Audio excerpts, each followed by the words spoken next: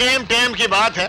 अपन जब 10 साल पहले इधर आया था तो कुछ भी नहीं था। क्या बोल रहे बापू, कुछ भी नहीं। 40 साल से 50 साल है। 50 साल से 40 साल से वो अभेद बता। वहाँ पे सिग्नल नहीं दिख रहा था उसको। इस तरह से जो गाड़ी आ रही है जी, 50 साल से सिंगल दिखाई दे रहा था, अभी सिंगल ये दिखाई दे आप लोग 50 साल से रह रहे हैं यहाँ? 50 साल जब से जुगी है तब से हम लोग यहाँ पर।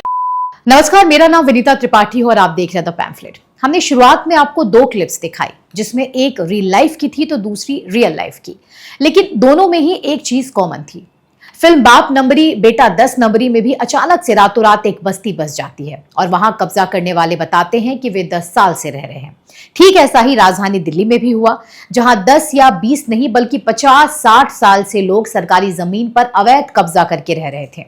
उस जमीन पर ना तो जिसके कागज हैं, नहीं ये जमीन इनकी है। जी हाँ, दिल्ली की एक नहीं कई ऐसी बस्तियां हैं जहां सालों से अवैध कब्जा करके लोग रह रहे हैं। आपको शायद यकीन ना हो, सुनिए कितने सालों से ये लोग सरकारी जमीन पर अवैध तरीके से कब्जा करके रह रहे हैं।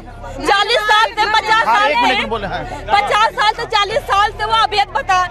वहाँ पे सिग्नल नहीं दिख रहा था उसको। इस तरह से जो गाड़ी आ रही है जी, 50 साल से सिंगल दिखाई दे रहा था, अभी सिंगल ये दिखाई दे आप लोग 50 साल से रह रहे हैं यहाँ? 50 साल जब से जुगी है तब से हम लोग यहाँ पर। कब से रह रहे हो? हम तो बहुत 25 साल हो गई। 25 साल हो गए। केजरीवाल की सरकार इतना बढ़िया थी तो हमारी इतनी सपोर्ट थी कि एक बार भी एक कुछ भी हो गया, पानी रुक गया, हमारा पानी भी आ जाता था। पानी वहाँ से बंद भी कर देते थे तो पानी आ जाता था और पानी के लिए भी कोई दिक्कत भी नहीं था। इतना बढ़िया था, बिजली एक बार भी बंद भी नहीं होती थी। 24 घंटा बिजली थी, 24 घंटा पानी थी, कोई भी दिक्कत नहीं था। केजरीवाल बैन सही तो कर रहा था, फ्री हर चीज के लिए फ्री कर रहा है। कि मोदी क्या कर रहा है? बसों का टिकट फ्री कर रहा है, कभी कुछ कर रहा है, कभी कुछ कर रहा है। क्या कर रहा है मोदी? कुछ नहीं कर रहा। केजरीवाल सही था। सुना आपने, इन्हें आम आदमी पार्टी से लेकर कांग्रेस की सरकार तक ने बसाने में पूरा काम किया है। इन्हें हर सुविधा दी गई। जब तक केजरीवाल मुख्यमंत्री थे तब तक बड़े शान से सरकारी जमीन पर अवैध कब्जा करके ये रहते थे। इन बस्तियों में रहने वाले रोहिंग्या और बांग्लादेशियों पर तो केजरीवाल की कृपा किसी से छिपी नहीं है। कोरोना काल में केजरीवाल के विधायक जा जाकर राशन पहुंचाते थे। भले हिंदू बस्तियों में बिजली गुल हो जाए, लेकिन रोहिंग्याओं की अवैध बस्तियां रोशन हुआ करती थी क्योंकि ये इनके वोट बैंक थे। इन अवैध बस्तियों में कई लोग ऐसे थे जो 10 साल से केजरीवाल का फ्री का लॉलीपॉप लेकर केजरीवाल की पार्टी को वोट देते थे। लेकिन जब दिल्ली में भाजपा की सरकार आई तब कोर्ट के हस्तक्षेप के बाद अवैध बस्तियों को खाली करवाने का काम शुरू हुआ। रेलवे लाइन से सटी बस्तियों को हटाया गया, फर्जी तरीके से रह रहे लोगों की पहचान की जाने लगी।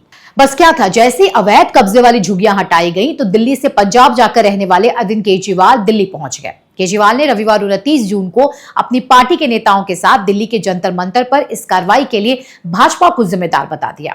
आज इस मंच से मैं चेतावनी देना चाहता हूं भारतीय जनता पार्टी को, या तो ये झुग्गी तोड़ने से बाज आओ, अपनी औकात में रहो, झुग्गियां तोड़नी बंद करो, नहीं तो आंदोलन होगा। इतना ही नहीं, आम आदमी पार्टी के नेता गोपाल राय ने तो सारी सीमाएं लांघ दी। उन्होंने कहा कि दिल्ली की झुग्गियों को तोड़ोगे तो हम प्रधानमंत्री के घर पर घुसकर कब्जा कर लेंगे। पूरे दिल्ली की पुलिस लगा लेना, पूरे भारतीय जनता पार्टी के नेताओं को लगा देना।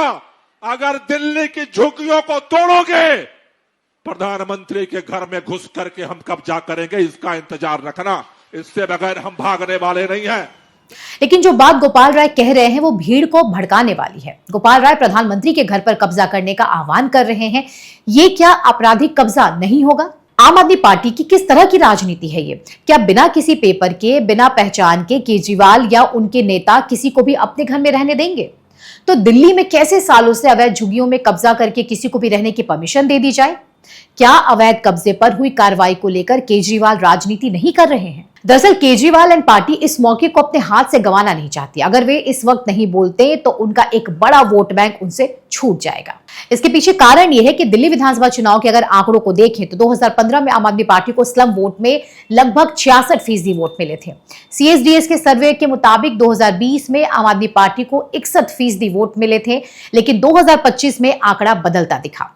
सबसे ज्यादा स्लम वाली 10 सीटों में से 7 भाजपा को मिल गई। दरअसल पिछले कुछ दिनों से केजरीवाल और उनकी पार्टी के तमाम नेता झुग्गियों के सहारे रिवाइवल की कोशिश कर रहे हैं। कभी दिल्ली की झुग्गियों को तोड़ने को लेकर बिहार में धरना दिया जाता है, तो कभी पीएम आवास पर कब्जा करने की धमकी दी जाती है। ये और कुछ नहीं बल्कि केवल मौके की राजनीति है और केजरीवाल इसके माहिर खिलाड़ी हैं। फिलहाल इस वीडियो में बस इतना ही, लेकिन दूसरे वीडियोस को भी देखने के लिए हमारे यूट्यूब चैनल को सब्सक्राइब कीजिए और जो भी आपके सजेशंस हैं कमेंट सेक्शन में हमें जरूर बताएं। जय हिंद।